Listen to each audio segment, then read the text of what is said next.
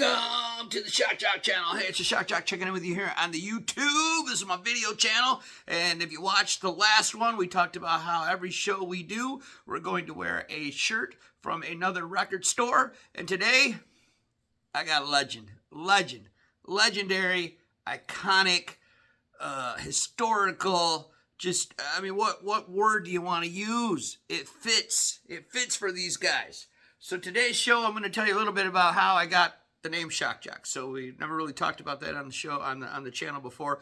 So we're going to talk about that. But before we get to that, let's talk about today's t-shirt. This is just not a t-shirt that you throw on and you be like, hey guys, go check out their website. No, this is one that we printed information off the internet to make sure we got our notes right so that we can tell you about this. All right, so first of all, let me just tell you how I came to get this shirt, because I've never been to California. I've never been, okay? And that's where these guys are located, Long Beach, California.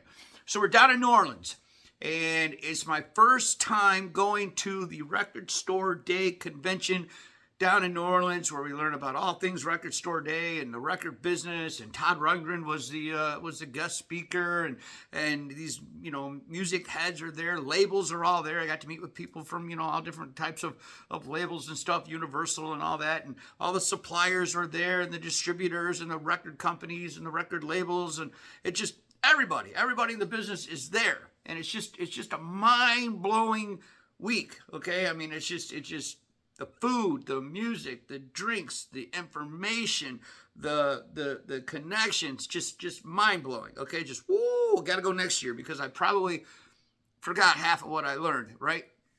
And then the people you meet, record store owners, guys that have been doing it for 30, 40, 50 years, and guys have been doing it for less time than me, and I've only been around for, 19 months.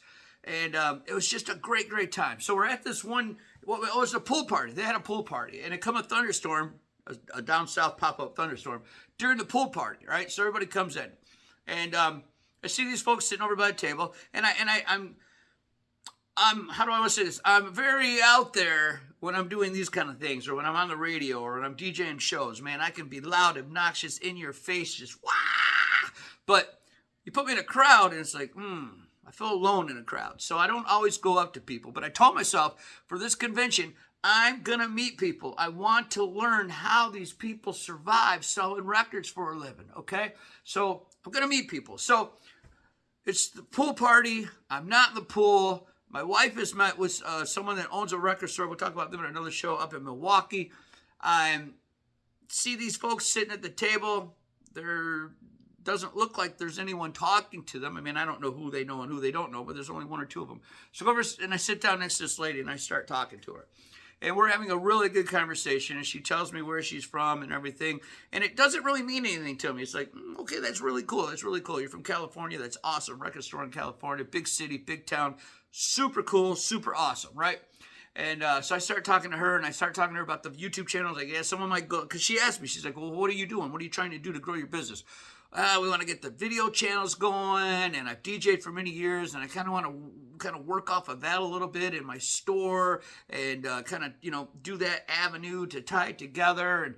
And one of the things I'm going to do on my channel is I'm going to wear a t-shirt from all the different record stores that I visit. Now, that wasn't the only conversation we had. We had a really long conversation. I almost felt like I was monopolizing this woman's time, right? And she's like, I'll be right back. And so she goes up to her room, I'm assuming, and she comes back down, and it took her a few minutes, and she comes back down, and she gives me this shirt. She's like, you wear this shirt on your video, and if people see it, you're going to get some hits, you're going to get some likes, you're going to get some comments, because the shirt is famous. I'm like, okay, that's super cool.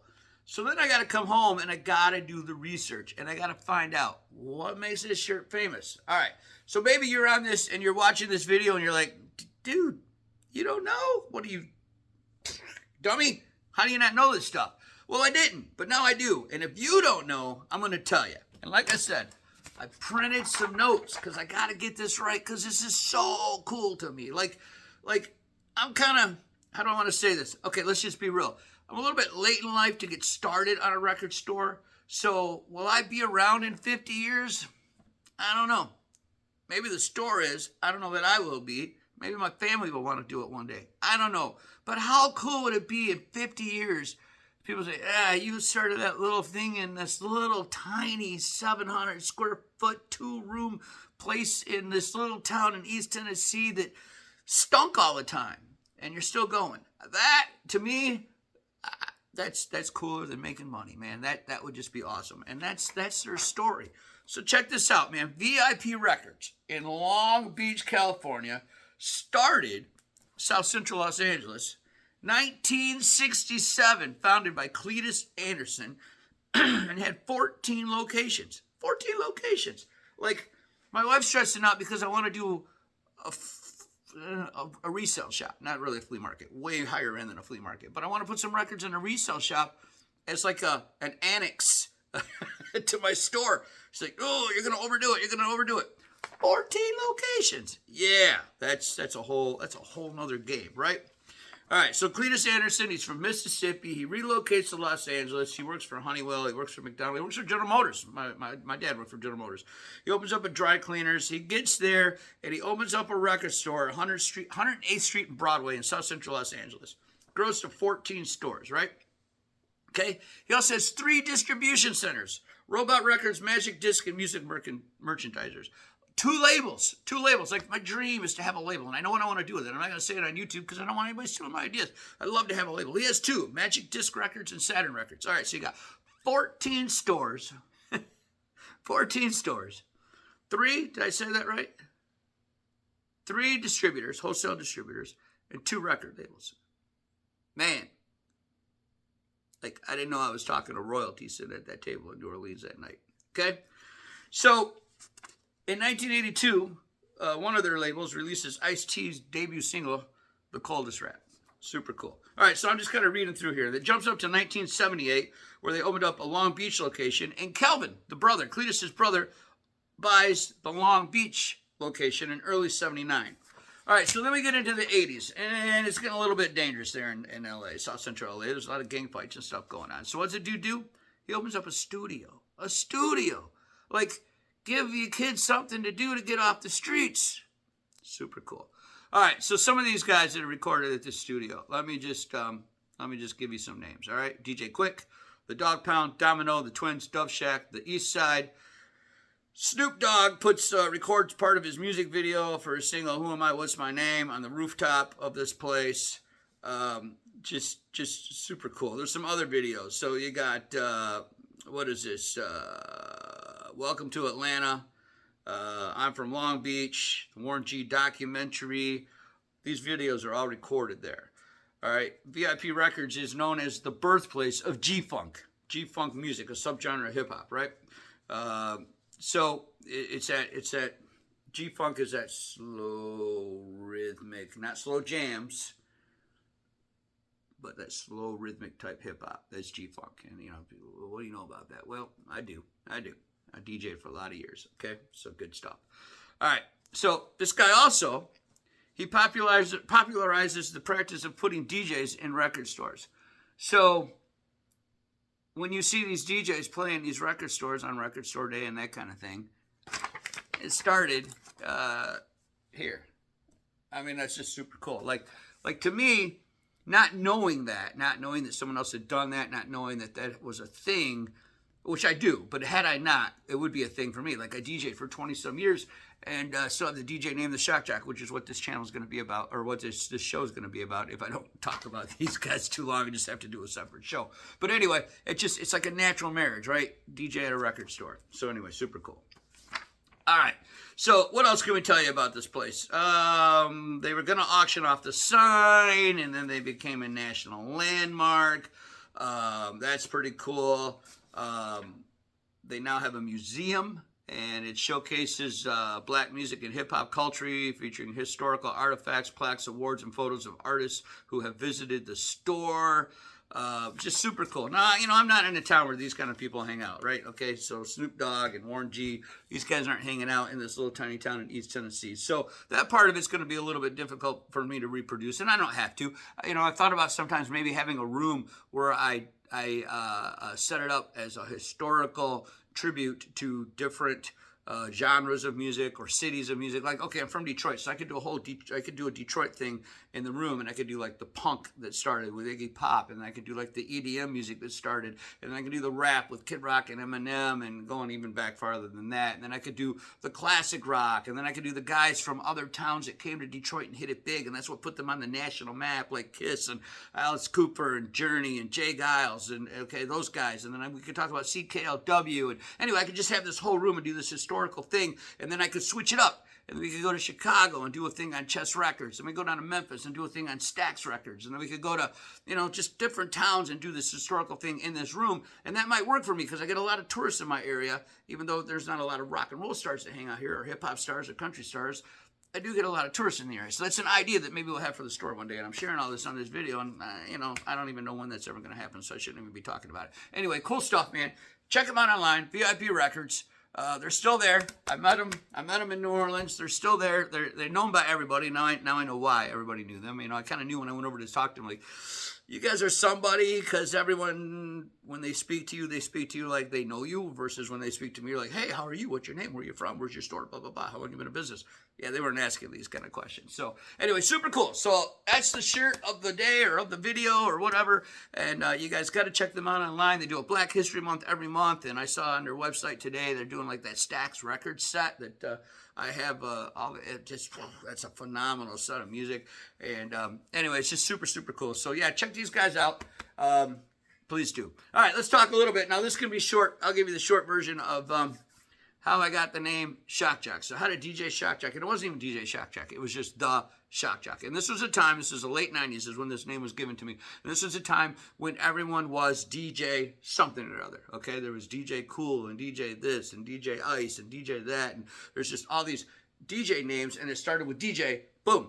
Okay, that was not me. I was the Shokjok. Okay, that's all I wanted to be. I didn't want to be DJ whatever, because I wasn't like those guys. Like in that time frame, they were playing EDM. EDM was getting huge, and house and trance and all the different subgenres of that. And these guys were playing this, and they were beat matching. And Serato had come out, and the computers were kind of helping you do all this stuff. And that wasn't me. That was not me. I'm going to give you 3 or 4 top 40 songs. I'm going to throw a couple of classic rock songs in there. I'm going to play a metal tune. I'm going to play some hip-hop. I'm going to play some old school funk. I might throw a disco track in there. And if we're going to slow you down and let you rub bellies, we're going to play a country song. Okay, and that was my style. That was my thing. And I could do that in a way to where I could work a crowd and make it fit. Okay, you play Kid Rock's Cowboy right before you play Big and Rich's Save a Horse, Ride a Cowboy, right before you go into Pantera's Cowboys from Hell. Boom, boom, boom. And it works, okay? It just works. If you do it right, it works. And that was my style. So I was just the Shokjok. All right, so I'm DJing at this club. First club gig. They hire me. They hire me because no one else wanted the job. No one else wanted the job because there had been a shooting and a guy died at this bar, okay? So no one wanted this gig. And when I go in, I sit down and I do the interview with the manager. And he's like, I want you to play 3 rock, 3 country, 3 top 40. 3 rock, 3 country, 3 top 40. And I'm thinking, well, that's my MO anyway. Because at this time I had my own DJ business, and I was doing private parties and weddings. And when I was doing private parties, I was doing that anyway. Weddings, you kind of got to follow a wedding format, But when you're doing private parties, you get a little bit of freedom. So I was kind of doing that anyway.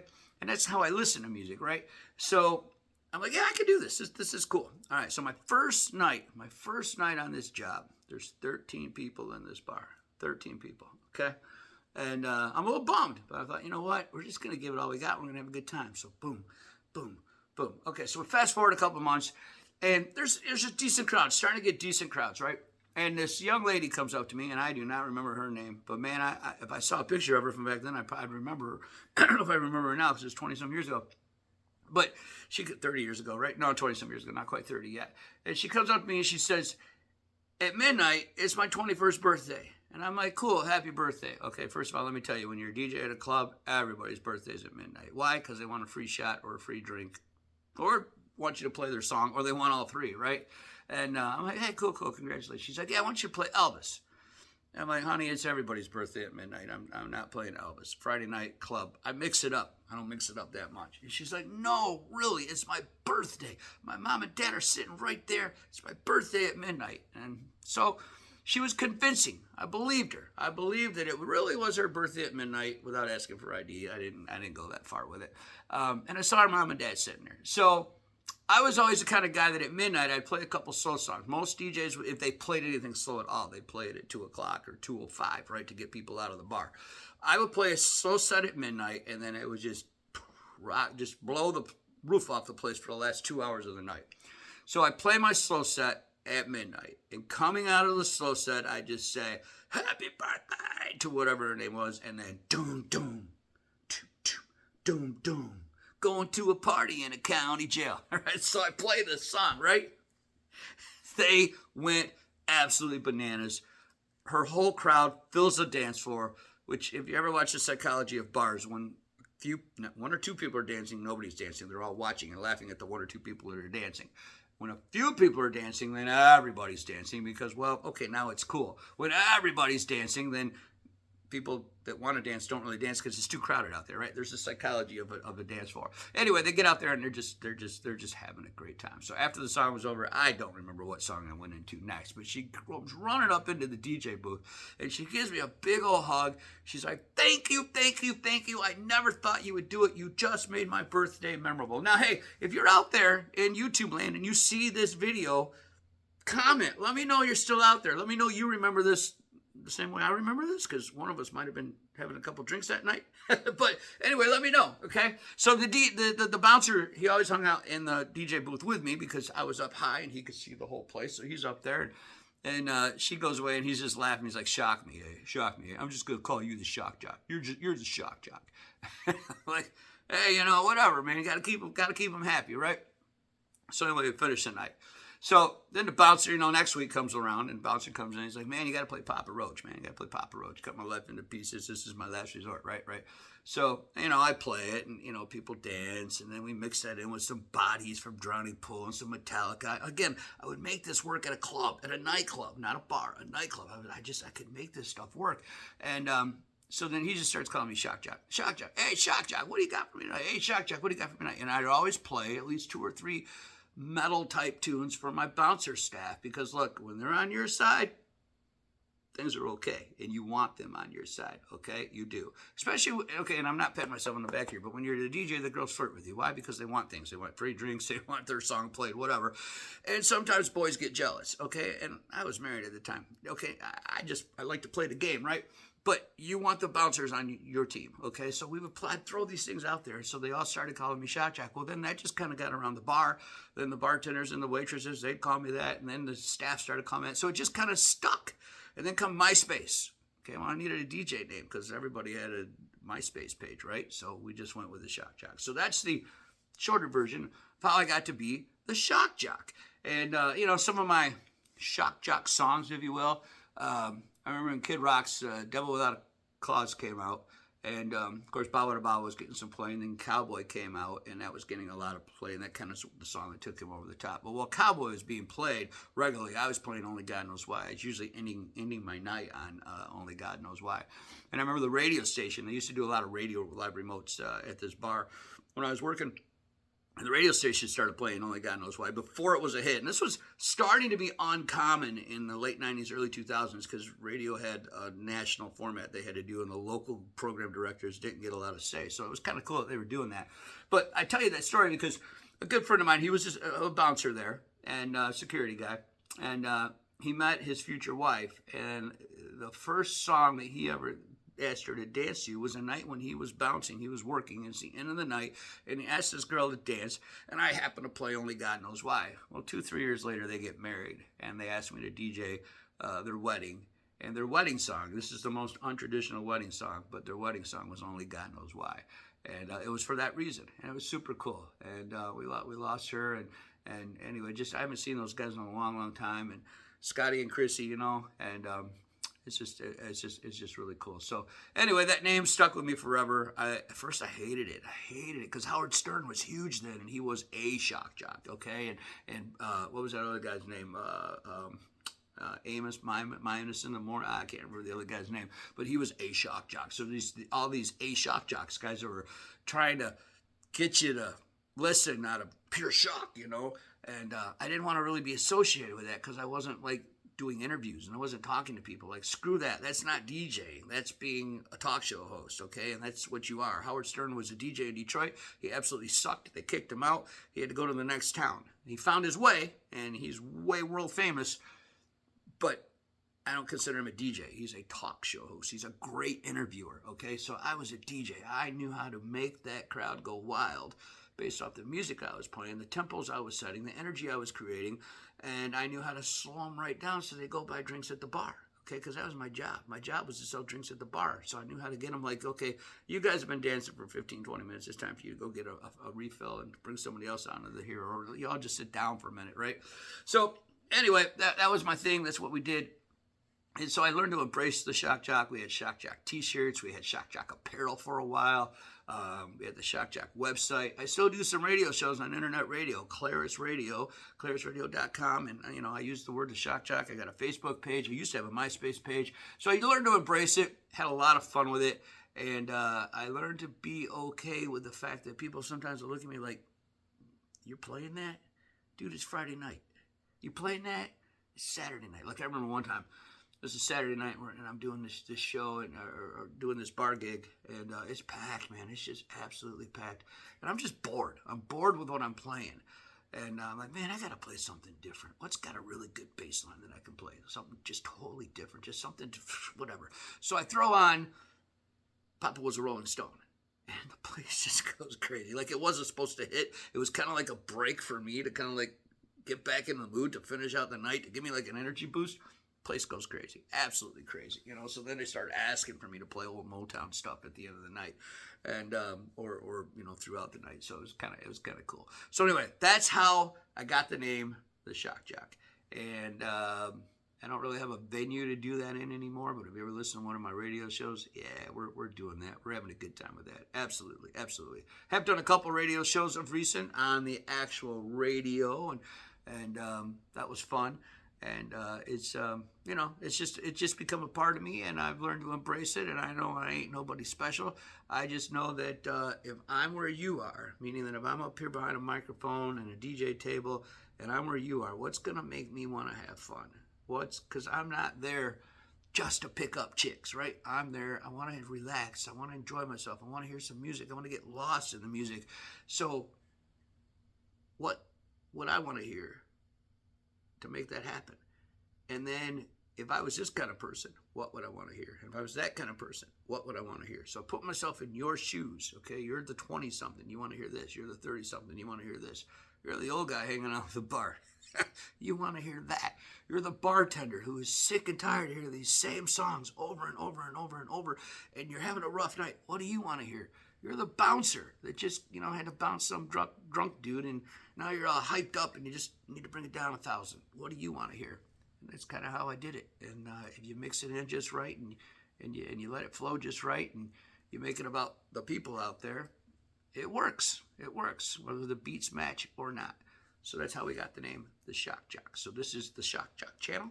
I'm going to wear a t-shirt from a record store. Probably be hard to top this one, but we're going to try. I got some cool ones from Detroit that are coming up real soon that I'm going to wear for you. If you are out there and you'd like to send me a t-shirt, send me a t-shirt. Reach out to me. You can reach out on Facebook, facebook.com/shockjock. Email the store, soundtrackstn@gmail.com. Reach out to me and let me know. Get it out over to me. We'll talk about you. Tell me how to find your websites and information about you. I mean, this place has a Wikipedia page. That's super cool. I don't have a Wikipedia page for my record store. But yeah, we'll do that. So anyway, thanks for watching. That's the story of VIP Records in Long Beach, California. If I ever make it out there, it's right up there now. It's up there with Whiskey A Go-Go. Is the play in Hollywood and Vine. It's places that in Capitol Records building. It's places that I have to absolutely visit. In the meantime, keep on rocking, or as they used to say, keep on shock jocking. How did I used to say that? Keep on shock jock rocking. I don't remember. I had this little fancy saying I used to say the other night, and I can't remember it. So we'll just say until next time, we'll see ya.